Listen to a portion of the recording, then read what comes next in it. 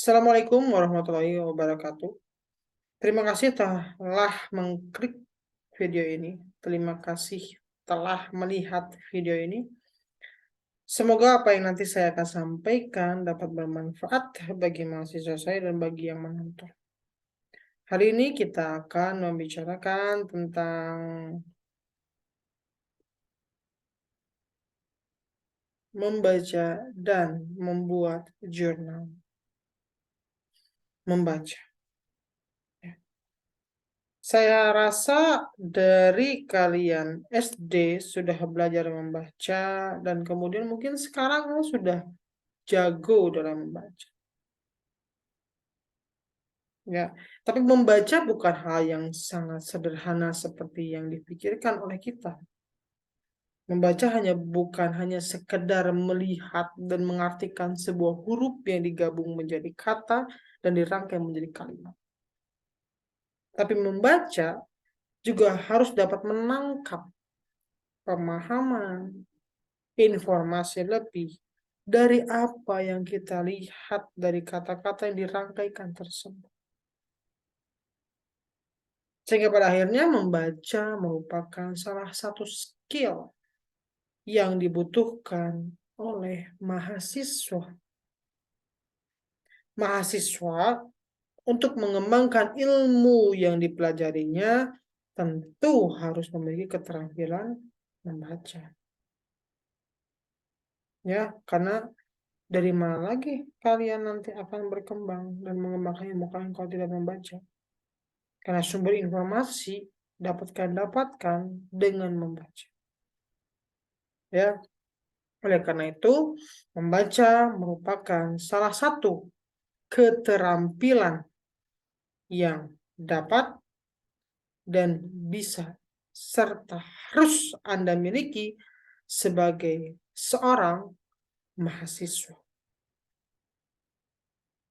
Ya, ada beberapa komponen dalam keterampilan membaca, terutama dalam berbahasa.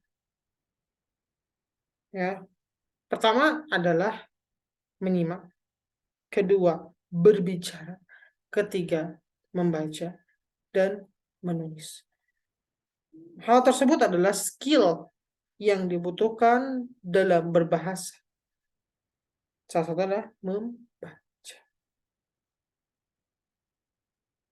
Ya, jadi sebagai mahasiswa, Anda harus membiasakan diri untuk membaca. Ya, keterampilan adalah kelebihan atau kecakapan yang dimiliki oleh seseorang untuk mampu menggunakan akal, ide, pikiran, dan kreativitasnya dalam mengerjakan, mengubah, menyelesaikan, ataupun membuat sesuatu menjadi lebih bermakna, sehingga menghasilkan sebuah nilai dari hasil pekerjaan tersebut. Ya, keterampilan pada dasarnya akan lebih baik bila terus diasah dan dilatih untuk menaikkan kemampuan sehingga akan menjadi ahli atau menguasai bidang tersebut.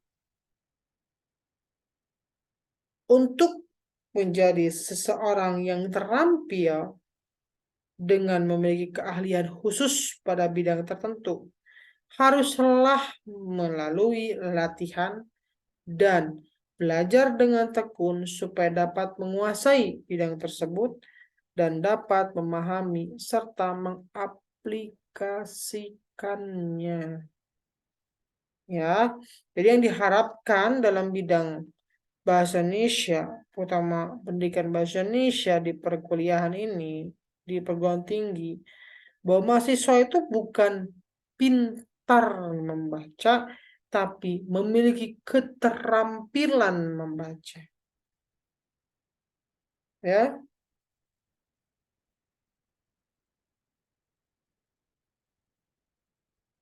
jadi mahasiswa harus dapat mengerti, memahami isi dari tulisan yang dibacanya secara komprehensif, penuh, dan bisa menghasilkan akal, ide, pemikiran, dan kreativitas untuk digunakan olehnya dalam mengerjakan, mengubah, menyelesaikan, atau membuat sesuatu menjadi lebih bermakna. Dan pada akhirnya menghasilkan sebuah nilai dari hasil kerja masing-masing mahasiswa. Ya, jadi membaca bukan sekadar membaca, tapi Anda sebagai mahasiswa harus memiliki keterampilan membaca. Yang diharapkan pada akhirnya Anda dapat ikut serta dalam pengembangan ilmu pengetahuan yang ada. Ya, saya sudah memberikan tugas bagi yang hadir pasti mengerti. Bagaimana saya memaksa Anda untuk membaca jurnal-jurnal tentang bidang kajian ilmu Anda, tentang fenomena di bidang kajian ilmu Anda, kemudian nanti kita akan diskusikan. Kenapa harus dipaksa? Karena membaca ini berhubungan dengan pola pikir, konteks berpikir, cara pandang, ya, logis dan sistematis. Sehingga Anda harus sesuai dengan bidang kajian ilmu Anda masing-masing. Ya, baik, kita lanjutkan. Ada trouble sedikit. Oke. Sampai di mana tadi? Oh ya, keterampilan membaca. Bahwa nanti kalian akan bertemu dengan saya. Kalianlah yang akan menjelaskan apa yang kalian baca tentang fenomena yang menarik bagi kalian tentang bidang kajian ilmu kalian masing-masing. Nah, ini merupakan cara untuk melatih kalian untuk memiliki pola pikir akademik sesuai dengan bidang kajian ilmu kalian masing-masing tentunya. Karena untuk memiliki keterampilan membaca, Anda harus terbiasa dan membiasakan diri dan terus meningkatkan kualitas dan kuantitas dalam membaca ini. Hal itu sangat dibutuhkan nanti Anda ketika membuat jurnal, ketika membuat artikel, ketika menyelesaikan penelitian, ketika membuat penelitian, ketika melihat fenomena, Anda akan dapat menjelaskan jauh lebih baik jika Anda memiliki dan memahami banyak informasi. Disitulah nanti Anda sebagai mahasiswa dapat memberikan kebaharuan dari ilmu, dapat menjawab tantangan-tantangan sosial, masalah-masalah sosial, fenomena sosial yang ada sesuai dengan bidang kajian ilmu Anda. Karena dalam menjelaskan sesuatu, Anda harus mengerti dulu, baru Anda menjelaskan. Nah, sebagai seorang mahasiswa yang nanti akan turun ke masyarakat secara penuh setelah lulus, Anda dari sekarang harus melatih pola pikir Anda dengan konteks akademik. Dan salah satu cara yang paling mudah adalah dengan membaca jurnal. Kayak saya sudah memberikan toolsnya, silakan Anda gunakan toolsnya itu, latihlah diri Anda dari sekarang. Ya, perbanyak membaca karena membaca itu dapat meningkatkan informasi. Membaca dengan konteks akademik, makanya saya berikan toolsnya di kelas. Saya sudah memberikan toolsnya di kelas dan beberapa dari kalian pun yang hadir pasti mengerti tools apa yang saya berikan pada kalian untuk kepentingan kalian. Itu merupakan cara yang paling bisa digunakan karena kalian sudah dapat mengakses informasi tersebut. Ya, sehingga nanti diharapkan kalian memiliki keterampilan membaca. Ya, kenapa penting sekali untuk memiliki keterampilan membaca? Karena kalian berikutnya akan membuat jurnal. Nah, jurnal akademik merupakan salah satu tools untuk mahasiswa melihat fenomena sosial dan menjawab, memberikan solusi, serta memberikan kritik yang membangun bagi peradaban manusia ke depannya. Nah, sebelum Anda semua membuat jurnal, Anda harus memiliki keterampilan membaca dulu. Kalau Anda sudah biasa membaca novel, membaca berita, kadang sekarang apalagi berita ya, berita kadang hanya dibaca untuk headline saja oleh mahasiswa. Ini kebanyakan orang bahkan secara umum. Nah, makanya itu yang tidak diharapkan. Sebagai mahasiswa, Anda harus membaca secara penuh. Sebelum Anda mempersepsi isi dari headline yang Anda baca, baca dulu berita tentang apa. Nah, itu dalam konteks umum berita. Nah, sekarang saya akan mengarahkan Anda pada konteks akademik. Yaitu kemarin saya suruh Anda membaca jurnal hanya latar belakangnya saja dulu karena Anda masih semester 1. Ya, saya hanya ingin Anda dapat menjelaskan fenomena yang menarik bagi Anda dalam bidang kajian ilmu Anda. Contoh, misalnya Anda tertarik dengan manajemen bisnis. Nah, Anda baca tuh jurnal-jurnal manajemen bisnis. Bagaimana konteks akademik menjelaskan manajemen bisnis. Pahami itu, perjelas itu, perbanyak informasi tentang itu. Jadi ketika nanti Anda bertemu dengan saya di kelas, Anda bisa menjelaskan. Oke, Pak, saya akan menjelaskan manajemen bisnis, fenomena yang menarik bagi saya di manajemen dan membuat saya tertarik untuk masuk dan berkuliah di manajemen. Fenomena ini adalah bla bla bla bla. Jika Anda membiasakan diri untuk membaca, maka keterampilan membaca itu akan menjadi milik Anda. Ya, keterampilan membaca bukan hanya membaca separuh-separuh, tapi secara sistematis. Ingat ya, dari yang paling awal sampai yang paling akhir.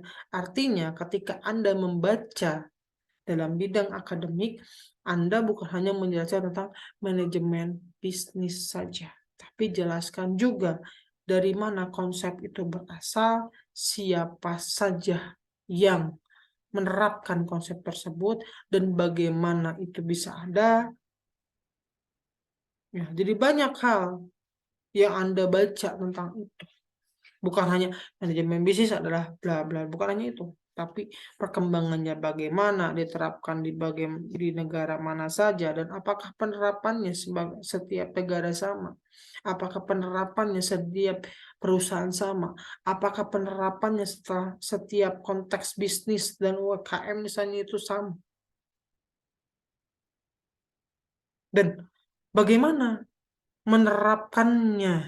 Nah,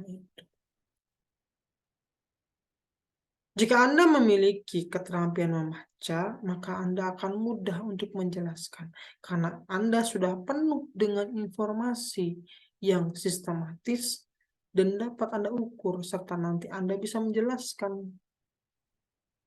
kepada saya, kepada teman-teman Anda nanti di kelas, bahwa, oh iya ya, bahkan hal terbaik yang nanti bisa Anda dapatkan adalah ketika Anda bisa membuat teman Anda yang masih bingung malah lebih tertarik juga dengan fenomena yang Anda jelaskan pada mereka.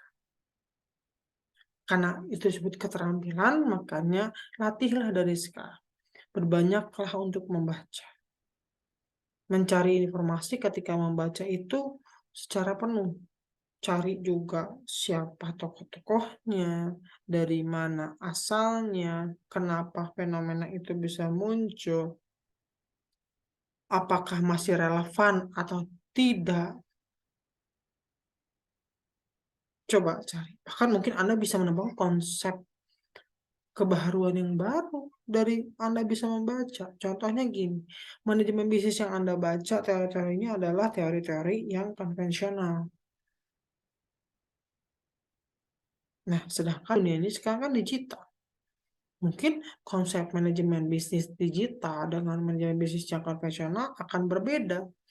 Nah, Anda baru bisa menangkap atau melihat perbandingan dari perbedaan itu serta bisa menjelaskan dalam konteks akademik jika Anda sering membaca informasi yang dapat dipertanggungjawabkan. Kalau ngomongin konteks akademik, yang paling awal adalah buku dulu. Nah, oleh karena itu, saya selalu mengarahkan pada Anda untuk membaca buku tentang bidang kajian ilmu Anda masing-masing. Makanya saya sempat bertanya pada beberapa mahasiswa, oh, orang manajemen, mahasiswa manajemen, kenapa Anda tertarik dengan manajemen? Kenapa Anda tertarik dengan akuntansi? Akuntansi itu ngapain? Manajemen itu ngapain? Komunikasi itu ngapain? Dan semuanya tidak bisa menjelaskan. Padahal kan Anda yang memilih. Masa sih Anda memilih, apalagi sekarang udah pertengahan semester, kok nggak bisa ngejelasin sih? Minimal kan hanya manajemen itu apa ya? Menariknya di mana? Komunikasi itu apa? Menariknya di mana? Akuntansi itu apa? Menariknya di mana bagi Anda? Karena Anda yang menjalankan. Nah, oleh karena itu Anda dilatih.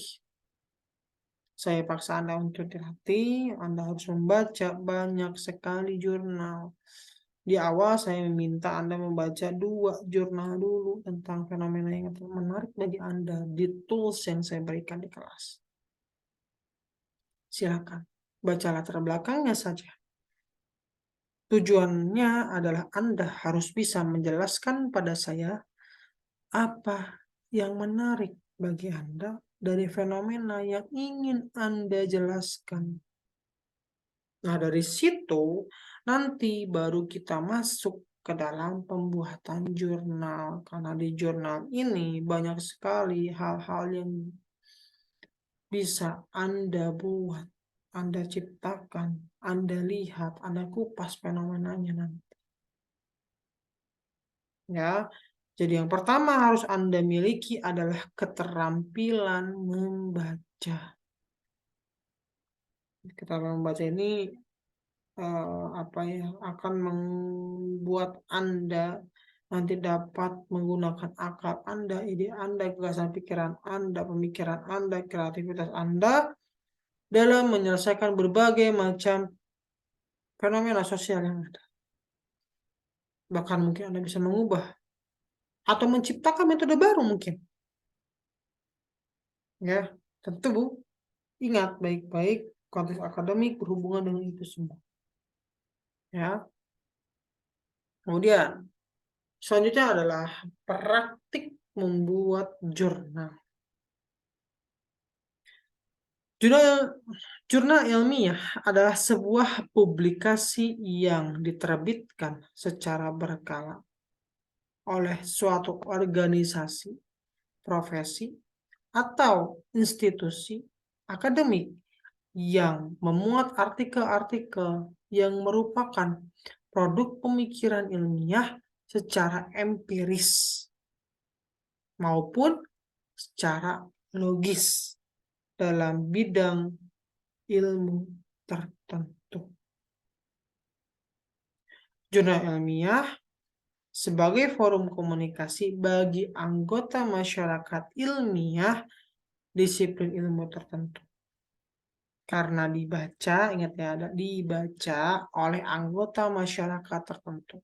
Maka jurnal ilmiah harus menyajikan artikel-artikel yang sesuai dengan minat dan kepentingan tersebut. Ya. Dan tujuan dari pembuatan jurnal ilmiah itu adalah untuk menjawab berbagai fenomena sosial yang ada. Ya, terutama untuk menciptakan atau menyelesaikan masalah kepentingan sosial yang ada. Bahkan sebagai sarana komunikasi bagi forum-forum ilmiah. Contoh forum ilmiah adalah perkuliahan di kelas secara akademik, menjelaskan konteks-konteks akademik secara ilmiah. Karena sudah ada konsep ilmiah, maka harus logis. Ya, logis, sistematis, dan dapat dipertanggungjawabkan. Ya. Nah, salah satu karakteristik utama dari jurnal ilmiah adalah empiris. Jadi jurnal ilmiah harus empiris, artinya berdasarkan penelitian.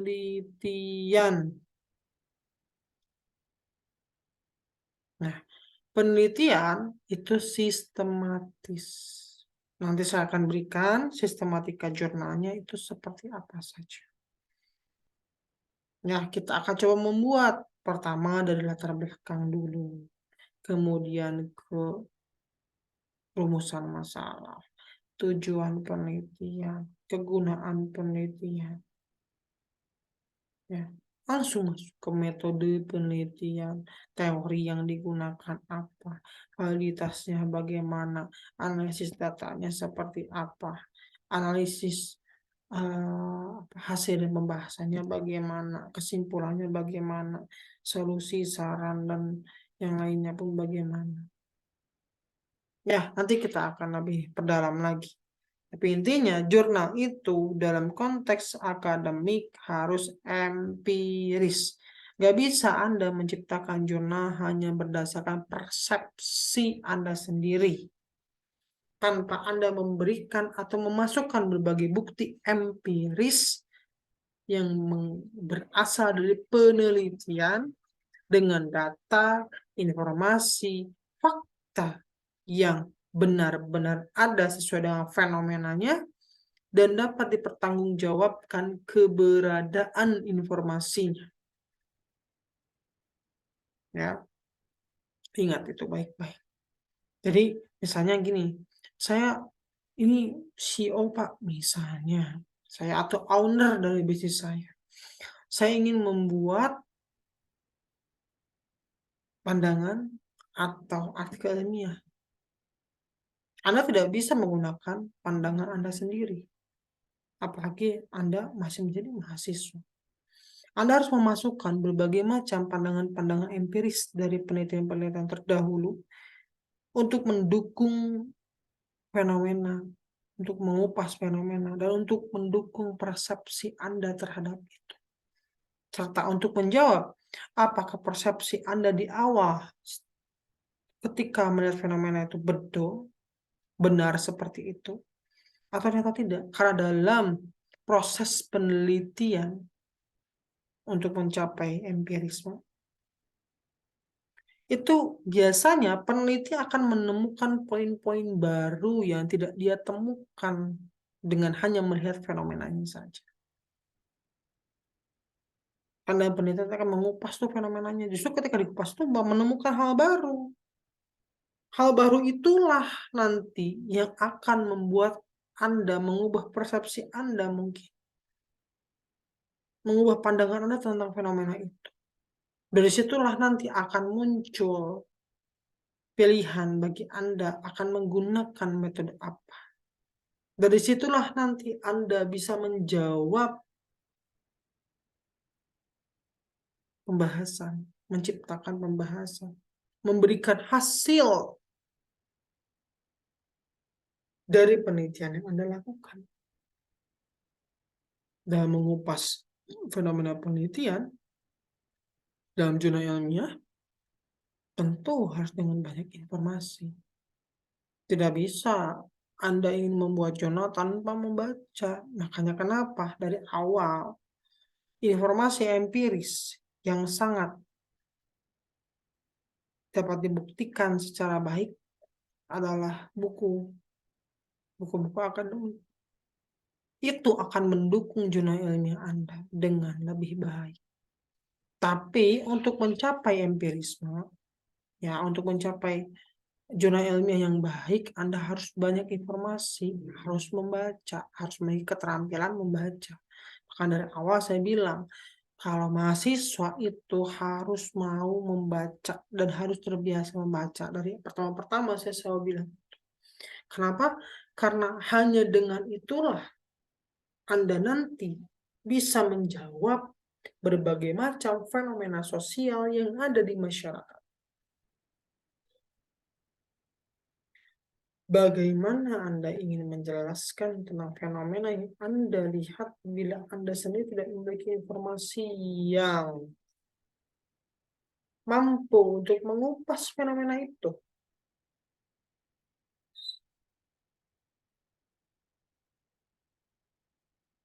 Bagaimana Anda ingin menjelaskan teori-teori untuk mengupas fenomena itu kalau Anda sendiri tidak membaca dan memahami tentang teori itu? Apalagi kan teori kan penciptanya mungkin sudah tidak ada. Nah, Anda memahaminya tanpa Anda membaca, tanpa Anda memiliki keterampilan membaca. Ya, karena dalam praktik membuat jurnal ini, saya akan pertama mengarahkan Anda untuk menciptakan latar belakang atau memetakan fenomena, mengupasnya, dan mencari apa saja yang dibutuhkan untuk menjelaskan fenomena tersebut. Tentu dari bidang kajian ilmu Anda masing-masing. Dan itu baru bisa kita lakukan jika Anda benar-benar memiliki informasi tentang fenomena itu. Anda juga akan saya paksa untuk terbiasa membaca dengan sistem yang saya buat. Ya, nanti silahkan ketemu saya di kelas. Saya sudah memberikan tugasnya, dikerjakan, diperhatikan. Ya, terutama dalam membaca beberapa jurnal yang menarik bagi Anda, toolsnya sudah saya berikan. Itu nanti diharapkan akan melatih konsep berpikir Anda, pola pikir Anda menjadi pola pikir akademik yang bisa membantu Anda membuat jurnal ilmiah. Tanpa itu, tanpa keterampilan membaca, Anda akan sangat sulit, bahkan mungkin akan ngawur membuat jurnal ilmiahnya, karena Anda tidak bisa menjelaskan secara baik tentang fenomena tersebut. Ya, Anda tidak bisa menjelaskan secara sistematis fenomena tersebut karena malas membaca. Jadi, mumpung baru pertemuan berapa ya sekarang? Pertemuan 11 ya? Ya, pertemuan 11. Artinya ini baru semester pertama lagi. Masih banyak waktu Anda untuk membiasakan diri Anda. Ya, cukuplah seminggu 3 jurnal, 1 buku yang Anda baca tentang bidang kajian ilmu Anda, atau sesuatu yang menarik di bagian kajian ilmu itu. Baca, perbanyak informasi itu. Karena itu akan memudahkan dan sangat memudahkan Anda untuk menjalani proses pembuatan jurnal ilmiah yang nanti akan kita buat. Ya. Jurnal ilmiah ini tentu harus sesuai dengan sistematikanya. Ya, sistematikanya itu akan kita bahas nanti. Untuk sekarang, Anda perbanyak dulu membaca. Ya, nanti kita akan menjelaskan lagi tentang tabel dan gambar atau ilustrasi dari apa yang Anda teliti. Contohnya adalah kerangka pemikiran, terus tuh kerangka konseptual. Ya, Ilustrasi-ilustrasi yang harus Anda buat untuk memudahkan orang membaca dan memahami tulisan Anda dalam jurnal ilmiah itu. Dan itu baru bisa Anda buat kerangka itu, ilustrasi tersebut, gambar-gambar yang berhubungan dengan fenomena itu, kalau Anda memahami fenomena itu dengan baik. Ya, jika Anda kurang informasi tentang fenomena tersebut, maka baca, cari. Sekarang gampang sekali membaca, gampang sekali mencarinya, gampang sekali membuatnya dengan berbagai teknologi yang sangat maju. Akan terus-terusan berkembang kan teknologi itu. Jangan sampai Anda sebagai mahasiswa malah dikendalikan oleh teknologi. Jangan sampai malah teknologi itu membuat manusia bukan berkembang, tapi malah menjadi lebih malas. Justru dengan perkembangan teknologi yang semakin maju, manusia harusnya menjadi makhluk yang semakin berkembang ke tingkat yang lebih baik lagi. Baik dari konsep berpikir, pola hidup, sifat, dan sikap hidup dia. Nah, karena Anda semua adalah mahasiswa, oleh karena itu, Anda biasakan dulu membaca. Ya. Nah,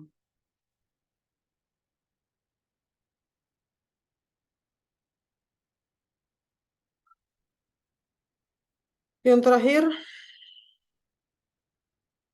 karena nanti saya akan mengarahkan Anda untuk mengambil informasi-informasi dari buku dan sumber informasi lain yang dapat dipertanggungjawabkan secara ilmiah, secara akademik.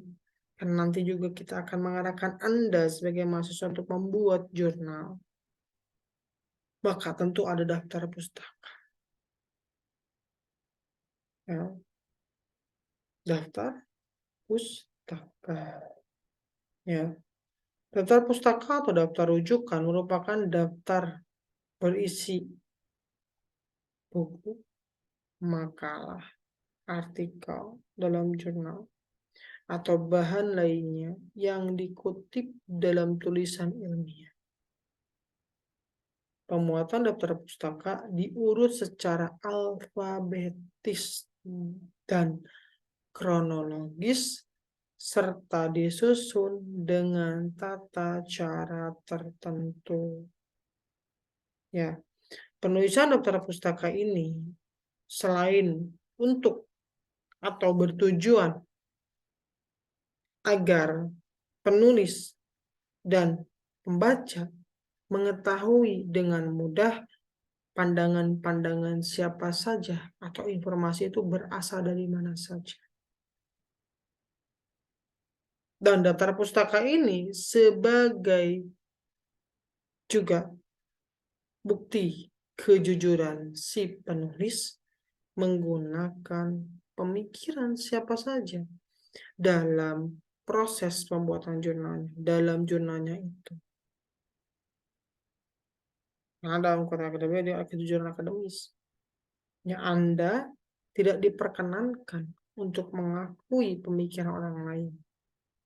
Anda bisa menggunakan sudut pandang orang lain untuk mendukung sudut pandang Anda. Tapi tidak boleh mengakui pemikirannya. Makanya ada daftar pustaka. Daftar pustaka ini atau daftar referensi namanya sama-sama aja ya. Ada referensi, ada referensi, ada daftar pustaka, ya, ada sumber informasi, sumber asing. Itu semuanya sama. Tujuannya adalah untuk memberitahu orang lain, pembaca, tentang proses penelitian Anda menggunakan pandangan siapa saja. Oleh karena itu disusun secara alfabetis agar mudah mencarinya, membacanya, melihatnya. Ya. Jadi itu sangat penting bahwa semua yang Anda tulis Anda gunakan pandangannya. Anda gunakan buku apa saja, majalah apa saja, bukan majalah, makalah ya. Makalah apa saja, kecuali majalah ilmiah bisa digunakan dalam majalah ilmiah ya. Majalah ilmiah, tadi jurnal, ya. Apapun itu yang bisa dipertanggungjawabkan, masukkan daftar pustaka. Sebagai bukti kejujuran Anda sebagai penulis menggunakan pandangan lain itu. Untuk mendukung dan mengupas fenomena yang menarik bagi Anda. Nanti akan muncul tuh pemikiran Anda sendiri. Dengan apa? Konseptual, metode penelitian, metode berpikir Anda akan berbeda nanti. Nah, kebaruan itulah nanti yang akan menjadi kebaruan bagi ilmu Anda dan bidang kajian ilmu Anda masing-masing. Ya, oke. Terima kasih telah mengikuti perkuliahan hari ini. Kurang lebihnya saya mohon maaf. Semoga apa yang saya sampaikan kepada Anda dapat memotivasi Anda untuk memiliki keterampilan membaca dan dapat membuat Anda terbiasa dengan membaca. Ya, apapun yang saya sampaikan hanya untuk contoh perkuliahan, tidak ada niat untuk menghina atau menjatuhkan pihak tertentu. Semua yang saya sampaikan di sini adalah untuk perkuliahan. Ya, terima kasih semuanya. Assalamualaikum warahmatullahi wabarakatuh.